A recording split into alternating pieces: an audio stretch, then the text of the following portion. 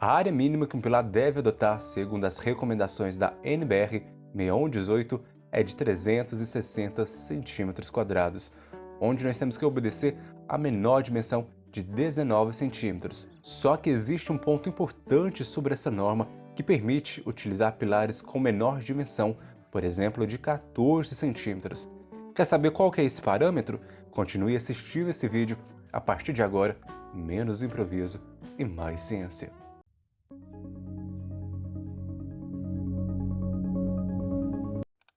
Olá, seja muito bem-vindo, sou o engenheiro Pedro Rodrigues e já te pergunto logo de cara qual que é a função do pilar. Você saberia me descrever de forma rápida o motivo da utilização? Bora fazer uma pequena análise, que o pilar é um elemento estrutural vertical que estará recebendo as cargas das lajes, vigas e outras sobrecargas e direcionando essas cargas para as fundações, podendo ser bloco, sapata ou outro tipo. Um fato muito curioso, não sei se você já percebeu, quando nós trabalhamos com o projeto, nós começamos a dimensionar esse projeto do telhado até a fundação. Porém, quando nós vamos executar esse projeto, nós começamos da fundação até o telhado. Então existe essa inversão desses papéis, já que nós dimensionamos do topo até as fundações e executamos das fundações até o topo. Por que eu estou te falando isso? Vamos pensar da seguinte maneira, nós temos lá um prédio de 5 pavimentos bonitinho. Você não concorda que os pilares da cobertura eles vão receber poucas cargas em relação àquele do pavimento térreo? Porque nós vamos ter um somatório de cargas sendo transmitidas lá da cobertura até chegar nas fundações. Então precisa passar por todos os pavimentos. E quanto mais próximo às fundações, maior será essa carga. Outro ponto que eu quero te perguntar. Se eu te falar que nem todos os pilares são iguais, você acreditaria? Observe em qualquer edificação que nós vamos ter um posicionamento. Seja no canto, no centro ou intermediário. Aí que mora o X da questão. Preciso te apresentar 3 tipos de pilares super importantes para qualquer tipo de obra. São eles: o pilar intermediário, o pilar de canto e o pilar de extremidade. Qual que é a diferença entre eles? Eu fiz essa representação lá no Revit para você ver o posicionamento em uma edificação. Os pilares intermediários nós vamos utilizar nesse tipo de situação. Aqui ele estará sofrendo forças axiais de compressão, só que no projeto nós temos que considerar a excentricidade inicial igual a zero. Já quando nós falamos sobre o pilar de canto, que é esse pilarzinho aqui que nós estamos vendo, ele está submetido às forças normais de compressão e também às ações dos momentos transmitidos pelas vigas. Já quando nós falamos sobre o pilar de extremidade, que também é conhecido como pilar de borda, esse pilar vai estar sujeito a forças normais de compressão e também às ações dos momentos transmitidos pelas vigas. Quando for projetar, lembre-se da flexocompressão, que aí você vai lembrar que se trata de um pilar de extremidade. Eu estou te falando essas características de cada um desses pilares porque eles são diferentes e você precisa começar a se familiarizar com esses termos, que daqui a pouco nós vamos ter um vídeo específico falando sobre cada um desse tipo de força. Antes de continuar, eu te faço o convite, inscreva-se no canal e ative o sininho. Assim, você não vai perder nenhuma notificação. Agora que eu te apresentei os 3 pilares que nós podemos ter em uma edificação, vamos dar um pulo lá na NBR 6118, que trata-se sobre concreto armado. Ela ressalta que a seção transversal do pilar, independente da geometria, não deve apresentar menor medida que 19 centímetros. Mas presta atenção que essa informação vale ouro que eu vou te falar agora. Existem casos específicos que nós podemos adotar dimensões entre 19 e 14 centímetros, desde que multiplique os esforços solicitantes de cálculo pelo coeficiente. Mas Pedro, qual que é esse coeficiente e aonde eu posso encontrá-lo? Esse coeficiente você pode encontrar lá na tabela 13.1 da norma, que ele estará reservado para você utilizar. Esse coeficiente você vai utilizar durante o dimensionamento. Se você observar, nós temos dimensões abaixo de 19 centímetros. Se você for adotar um pilar com a menor dimensão de 15 centímetros, durante o dimensionamento você deve multiplicar as ações pelo coeficiente 1.2. Para ficar evidente e esclarecido para você, vamos trabalhar com um pequeno exemplo aqui. Imagine que você tem um pilar e precisa adotar a menor dimensão de 15 centímetros. Só que a carga desse pilar é de 910 kN, sem considerar o coeficiente de majoração do pilar menor que 19 centímetros. Como você está seguindo a norma 6118, você precisa aumentar a carga desse pilar em 20%. Por que 20%? Se você for lá naquela tabela, nós temos aquele valor de 1,2. Então, aqui seria um aumento de 20%.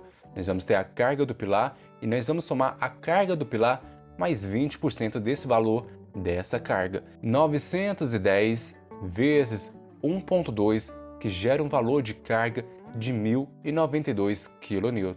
Então nós temos que tomar como base esse valor de carga na hora de fazer o dimensionamento do nosso pilar. Assim nós vamos ter uma margem de segurança caso esse pilar seja solicitado em situações extremas. Não sei se você já ouviu do pessoal até uns 20 anos atrás que nós poderíamos utilizar um pilar com até 12 centímetros. Só que agora a norma ela restringiu para 14 centímetros, sendo que em qualquer caso a área mínima deve obedecer 360 centímetros quadrados. Então essa dimensão de 12 centímetros nós não utilizamos se você seguir a norma 6118, embora exista casos especiais. Agora que você já sabe que a área mínima que um pilar deve ter é de 360 centímetros quadrados, como que você vai estimar?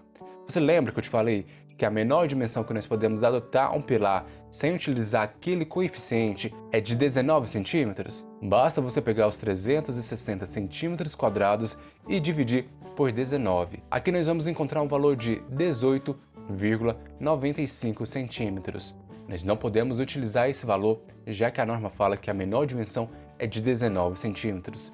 Aqui no caso você pode arredondar para 19 ou no caso adotar uma dimensão de 20 por 20, por questões de praticidade e também ajudar a trabalhar no intervalo de 5 centímetros. Uma coisa que eu sempre digo para os meus alunos, você tem que ter bom senso na hora de projetar, porque nem sempre você que vai projetar vai executar. Então nós temos que pensar em conjunto na hora de fazer o projeto. Essa situação aqui eu escuto pelo menos uma vez na semana. Não sei se você já ouviu, daqui a pouco eu vou te falar. Agora, se alguém me perguntar sobre essa situação, eu vou mandar esse vídeo direto para ela. Falar, olha, assista isso, que você vai entender o motivo. É a seguinte situação. Pedro, eu posso utilizar treliça no meu pilar, na armadura? Olha, poder até pode, mas presta atenção no que eu vou te falar para não gerar interpretações erradas. Quem está à frente do serviço deve se responsabilizar, já que você garante a integridade da estrutura e também da segurança. Porém, eu não recomendo você utilizar treliças em pilares. Vejo como um grande equívoco. Acaba que o pessoal adota aquelas vigotas treliçadas usadas em lajes nos pilares, como armadura. Só que eu não recomendo você utilizar devido ao arranjo dessas barras. Outras questões também que me fez refletir aqui, que eu preciso te falar para você não cometer mais esse erro, é que em casos isolados que eu já vi, é o uso de corrente de motos e também de arames em pilares. Pode parecer brincadeira, mas isso é verdade, o que acaba colocando a segurança em risco da edificação. Mesmo que seja um muro, eu não recomendo que você utilize corrente e nem arame nesse pilar.